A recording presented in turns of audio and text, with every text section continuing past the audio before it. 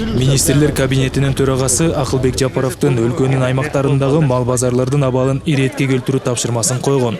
Буга байланыштуу бүгүн Манас районундагы мал базарлардын абалы текшерилди. Мал базардагы сатуучулар үчүн бардык шарттар түзүлүп, иретке келтирилген. Бул максатта базардын администрациясы бардык аракеттерди колго алган. Министрлер кабинетинин төрагасынын тапшырмасынын негизинде деп ошо навес элге буюрса жайкысын, ушу жамгырга эл ушу көлөкө болсун жаан чачындан тикенген навестерди куруп бергиле деген, анан буюрса күн жылыса, Кудай буюрса баштайбыз ал иштерди.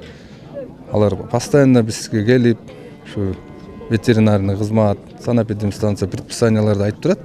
Кара малга 20 сом төлөшчү, анан эл менен акылдашып 50 сом, 25 сомго көтөрүп, ушу шарттарды да жакшыртканга.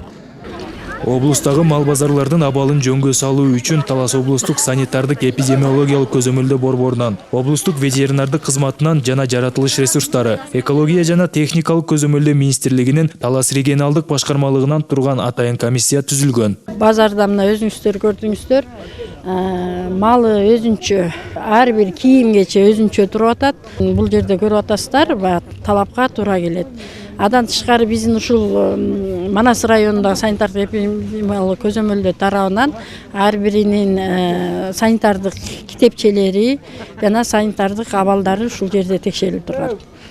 Бардыгын болбосо да 10% санитардык китепчелери текшердик, баарында бар экен. Манас районундагы мал базарга облустун бардык аймактарынан жана коңшу Жамбыл областынан да келишет. Текшерүү учурунда соодагерлер мал базардын абалы кыйла жакшырганын билдиришти.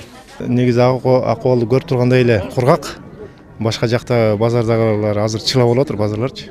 Биздин да көрүп тургандай эле кургак.